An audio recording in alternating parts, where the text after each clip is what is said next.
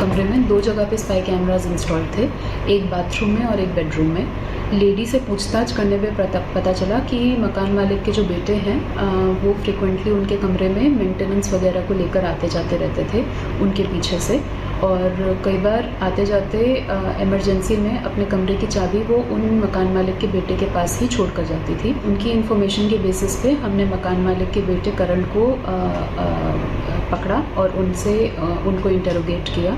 Interrogation में करण ने confess किया लेडी के शक के आधार पर, और करण के कन्फेशन के बेसिस पे हमने करण को अरेस्ट कर लिया और इस केस को वर्कआउट कर दिया। हमारे सहयोगी जतिन हमारे साथ सीधे जुड़ रहे हैं। जतिन, हैरान करता है ये मामला। आप यहाँ पढ़ाई करने की तैयारी करने के लिए आते हैं या नौकरी करने आते हैं तो हम अक्सर देखते हैं कि किराए का मकान लेते हैं, लेकिन ऐसे में विश्वास कैसे करें? स्पाई कैमरा इंस्टॉल था। आज बिल्कुल देखिए, और यही खबर उन लोगों के लिए भी बहुत महत्वपूर्ण है जो कि दिल्ली में आते हैं पढ़ने के लिए, नौकरी करने के लिए, जैसा कि आप जिक्र भी कर रहे हैं। लेकिन इस केस को जब आप देखेंगे तो ये जानकारी जो हमें मिल रही है कि 30 साल का है करण, जिसको गिरफ्तार इस पूरे मामले में किया गया है। वो फायदा इस कदर उठाता था, पहले भरोसा जीता उसने कि जब भी वो अपने घर से बाहर जाती थी अपने घर की चाबी करण को देकर जाती थी, और उसके बाद वो जब वापिस आती थी तो करण से ही अपने घर की चाबी लेती थी। इसी का फायदा करण ने उठाया। बाथरूम में, बेडरूम में, हर जगह वो स्पाई कैम जो है वो उसने लगा दिए। और दिल्ली पुलिस का ये कहना है कि जो मेमोरी कार्ड मिले हैं उसमें कितना ज्यादा डाटा है जिसको कॉपी कर पाना भी बेहद मुश्किल हो रहा है। तो कहीं ना कहीं उन लोगों के लिए काफी चैलेंजिंग ये रहने वाली बात है। लेकिन दिल्ली पुलिस का साफ तौर पर कह रहा है कि उसको इस मामले में जब जानकारी मिली तो इस पूरे मामले में करण की जो गिरफ्तारी है वो इसमें की गई है। आपको ये भी बता दें कि स्पाई कैम से जुड़ा ये पूरा मामला तो है ही, लेकिन जिस तरीके से व्हाट्सएप को भी क्लोन कर लिया गया, जो व्हाट्सएप का डाटा है उसको भी करण ने हैक करने की कोशिश की, अपने डेस्कटॉप पे उसको ओपन करने की कोशिश की, और यही से जो विक्टिम है उसको शक होना शुरू हुआ। विक्टिम भी कोई मामूली नहीं है, यूपीएससी एस्पिरेंट है, उसको समझ है इन सब चीजों की, टेक्नोलॉजी से भी वो है, और यही कारण है कि दिल्ली पुलिस को इस पूरे मामले में जो जानकारी है वो दी गई है। 2 लैपटॉप भी दिल्ली पुलिस ने करण के पास से बरामद किए हैं। हालांकि जो दिल्ली पुलिस का कहना है कि शकरपुर का ये पूरा इलाका लक्ष्मीनगर से बेहद सटा हुआ, बड़ी संख्या में यूपीएससी एस्पिरेंट्स हो या दूसरी सिविल सर्विसेज की तैयारी करने वाले छात्र इस इलाके में रहते हैं और किराए के मकान पे रहते हैं। हालांकि दिल्ली पुलिस ने जब करण को गिरफ्तार किया, उसके फादर जो इस तरीके से रेंट पे जो घर देते हैं, दूसरी जगहों की भी छानबीन जो है वो दिल्ली पुलिस ने की है, ताकि ये पता किया जा सके कि क्या विक्टिम सिर्फ एक ही है या इस तरीके से करण ने कुछ और घरों में भी जो कैमरे हैं उनको इंस्टॉल किया है। हालांकि दिल्ली पुलिस का कहना है कि सिर्फ एक ही घर के बारे में। बिल्कुल जतिन, हैरान करने वाला पूरा का पूरा मामला है। आपके पास वापस लौटेंगे, लेकिन इस बीच जो बड़ी खबर है, बड़ा सवाल दरअसल ये कि अगर आप किराए पर रह रहे हैं तो आपको क्या क्या एहतियात करना चाहिए और क्या क्या देखना चाहिए। देखिए यहाँ पे किस तरीके से यहाँ पे कैमरे फिट किए गए थे। कैमरा स्लॉट है जो दिखा रहे हैं आपको हम, ये कैमरा स्लॉट इसलिए महत्वपूर्ण हो जाते हैं कि कहां फिक्स किए गए, जरा समझ लीजिए। मेमोरी कार्ड स्लॉट किया गया यहाँ पे बल्ब होल्डर के भीतर। बल्ब होल्डर के भीतर देखिए यहाँ पे ब्लैक तरीके का जो ये ब्लैक हिडन कैमरा है वो देख पा रहे हैं आप यहाँ पे, जिसमें आप समझ भी नहीं पाएंगे कि आखिर कहां पे फिट किया गया। तो देखिए ये कैमरा स्लॉट है। इसके अलावा देखिए जो बल्ब के होल्डर होते हैं हर घर में होते हैं, हर कमरे में होते हैं, तो उन होल्डर्स के भीतर किस तरीके से मेमोरी कार्ड देख रहे थे आप। मेमोरी कार्ड से लेकर के जो हिडन कैमरा वो यहाँ पे जगह जगह छिपाया गया है। ये छोटे छोटे होल्डर्स जो है वो यहाँ पे कितने खतरनाक साबित हो सकते हैं आपकी प्राइवेसी को भंग करने के लिए, जरा समझ लीजिए। यहाँ पे देखिए यहाँ पे जो चिप देख रहे हैं आप ये लगाई गई है, इसके अलावा देखिए चिप यहाँ पे रखी गई है, इसके अलावा जो होल्डर देख रहे हैं आप इसमें भी कैमरा फिट किया गया है। तो जगह जगह जहां पर भी जिस जिस एंगल से भी कैमरा फिट किया जा सकता है वैसे वैसे यहाँ पर कैमरे को छिपाने का प्रयास किया गया है। मेमोरी कार्ड यहाँ पे डाला गया है, कैमरा यहाँ पे स्पाई करने के लिए लगाया गया है। तो देखिए जिस तरीके से यहाँ पर एक कमरा जहां पे जो चीजें जरूरत की होती है, चाहे वो होल्डर हो, चाहे वो बाकी हो, चाहे वो टेबल लैंप हो, हर जगह यहाँ पे कैमरा फिट किया गया है। छोटे छोटे कैमरों का इस्तेमाल किया गया स्पाई करने के लिए, और शायद यही वजह है कि अब इसके बाद पूरी की पूरी जो कार्रवाई है पुलिस की ओर से वो की जा रही, तमाम चीजें यहाँ पे बरामद कर ली गई हैं। और लगातार जतिन हमारे संवाददाता बने हुए। जतिन, इस खबर के सामने आने के बाद राजधानी दिल्ली में जितने छात्र छात्राएं जो यूपीएससी की तैयारी कर रहे हैं उनकी टेंशन तो बढ़ गई है, लेकिन जिस आरोपी को गिरफ्तार किया गया है, पुलिस पूछताछ में क्या कुछ पता लगा है? क्यों ये उस छात्र के प्राइवेट मोमेंट्स को कैप्चर करना चाहता था, और क्या इसने बाकी और कमरों में भी कुछ ऐसी शर्मनाक करतूत की है कि वहां पर भी बल्ब होल्डर में स्पाई कैमरा लगाया गया है? पूछताछ में क्या कुछ पता लगा?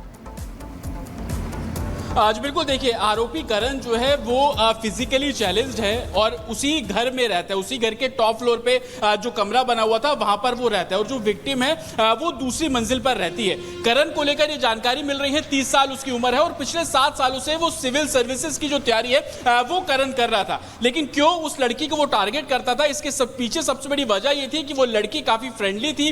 वो जब भी घर से बाहर जाती थी करण को चाबी देकर जाती थी और इसी का फायदा करण ने उठाया। वो जब अपने घर गई, बिहार की वो रहने वाली है, वहां पर वो तकरीबन 15 दिन रही और उसी का फायदा उठाया करण ने बाथरूम से लेकर बेडरूम तक जो कैमरे वो इंस्टॉल किए। हालांकि दिल्ली पुलिस का कहना है कि जो डाटा उन्होंने रिकवर किया है वो डाटा करण तक नहीं पहुंच पाया। जो 2 लैपटॉप दिल्ली पुलिस ने जब्त किए उन दोनों लैपटॉप को फोरेंसिक जांच के लिए भेज दिया गया है। हालांकि शुरुआत में करण पुलिस को गुमराह करता हुआ भी नजर आया, लेकिन जब सख्ती से करण से पूछताछ की गई तो उसने अपना जुर्म कबूला और पूरा जो इंसिडेंट, कैसे उसने कैमरों को इंस्टॉल किया, कहां से वो कैमरे खरीदे, वो सभी चीजों को दिल्ली पुलिस ने वेरीफाई किया है। लेकिन जो लोग किराए के मकान पे रहते हैं उनके लिए ये सीख इस हिसाब से भी है कि जब भी वो घर किराए पर लेते हैं तो उसकी पूरे तरीके से जांच कर ले, क्योंकि जब आप तस्वीरें देख रहे हैं उसमें कितनी एक तरीके से कहें कि बहुत बारीकी से बल्ब होल्डर के अंदर जो कैमरे है उसको इंस्टॉल किया गया, छुपाने के लिए ब्लैक टेप का इस्तेमाल किया गया ताकि किसी को शक ना हो। यहां तक कि बेडरूम में जो फैन होता है उस फैन के ऊपर जो कप लगा होता है उसके अंदर कैमरे को इंस्टॉल करने की कोशिश जो है वो की गई थी। और इसी तरीके से जब लोग अपने घरों को किराए पर दे रहे हैं या जो भी शख्स वहां पर रहने के लिए आ रहा है, कोई भी महिला, कोई छात्र रह रही है, तो उसको पूरे तरीके से वेरीफाई करना बहुत जरूरी है। दिल्ली पुलिस का साफ तौर पर कहना है कि करण को गिरफ्तार किया गया है, उसके जो दूसरे घर है जहां पर इसी तरीके से रेंट पे लोगों को दिया गया है उन सभी घरों की जांच की गई है। हालांकि अभी ये मामला सिर्फ एक घर से जुड़ा हुआ सामने आया है, लेकिन दिल्ली पुलिस का कहना है कि लोगों को एक सीख है, अगर आप किसी भी घर को किराए पे ले रहे हैं तो पुलिस के पास जरूर जाएं ताकि उसको वेरीफाई कराया जा सके। लेकिन एक हैरान कर देने वाली और परेशान कर देने वाली ये तस्वीरें बिल्कुल है, क्योंकि यूपी एस्पिरेंट जो कि पढ़ने आई थी, कैसे उसका भरोसा जीता गया, उसके भरोसे को जीतने के बाद स्पाई कैमरे उसके घर पे लगा दिए गए। इतना डाटा था जिसको हम देखते हैं कि अमूमन डार्क वेब पर भी इन डाटा को बेचा जाता है। क्या कोई गिरोह है, कोई नेक्सस है, इसको लेकर अभी दिल्ली पुलिस का कहना है कि इन्वेस्टिगेशन इनिशियल स्टेज पर है, जांच की जा रही है, करण की गिरफ्तारी की गई है, उससे पूछताछ की जा रही है और जो भी तथ्य सामने आएंगे उस आधार पर आने वाले दिनों में और भी कार्रवाई की जाएगी। और लगातार हम अपने दर्शकों को आगाह भी इस हिसाब से ही कर रहे हैं ताकि अगर वो भी कोई घर किराए पर लेते हैं तो पूरे तरीके से उसकी जांच पड़ताल कर ले, मालिक की जांच पड़ताल कर ले। साथ ही पुलिस वेरिफिकेशन कराना एक टेनेंट के लिए बहुत जरूरी होता है, तो इस लिहाज से टेनेंट की भी वेरिफिकेशन हो जाती है, यहां तक कि जिसका घर आप किराए पर ले रहे हैं उसकी भी वेरिफिकेशन हो जाती है। तो पुलिस वेरिफिकेशन बहुत जरूरी है ताकि अगर लोग सतर्क रहेंगे तो इस तरह की घटनाओं से बचा जा सकता है। लेकिन बेहद परेशान कर देने वाली घटना ये बिल्कुल है और पुलिस का कहना है कि करण से इस पूरे मामले में पूछताछ की जा रही है, क्या ये डार्क वेब पे बेचने वाला था या खुद ही। बिल्कुल जतिन, आप बहुत बड़ी बात कह रहे हैं कि डार्क वेब से इसका कनेक्शन हो सकता है, क्या इसे बेचा जा रहा था, ये तमाम सवाल हैं जिसको लेकर अब शक शुबा उन लोगों के मन में, तमाम लोगों के मन में हो जाएगी जो दिल्ली में आकर रेंट पर घर लेते हैं और उनको अब कैसे विश्वास होगा जो जिस घर में वो रह रहे हैं। ये अपने आप में प्रश्न है। बहुत शुक्रिया जतिन जुड़ने के लिए और जानकारियां देने के लिए। और चलिए आगे बढ़ते हैं, अब बात उत्तर प्रदेश की कर लेते हैं जहां कुशीनगर से एक बार फिर अपराधियों का सपा कनेक्शन सामने आ गया और इस बार जो अपराध किया गया है वो देश विरोधी अपराध है। जी हां, जो नेता आप यहां अखिलेश यादव के साथ खड़े देख रहे हैं, रफीक खान पर यह आरोप है कि जाली नोटों की धड़ाधड़ छपाई कुशीनगर में चल रही थी। इस मामले में 10 लोगों को गिरफ्तार किया गया है, बड़ा एक्शन लिया गया है। रिपोर्ट के जरिए आपको पूरी जानकारी देते हैं।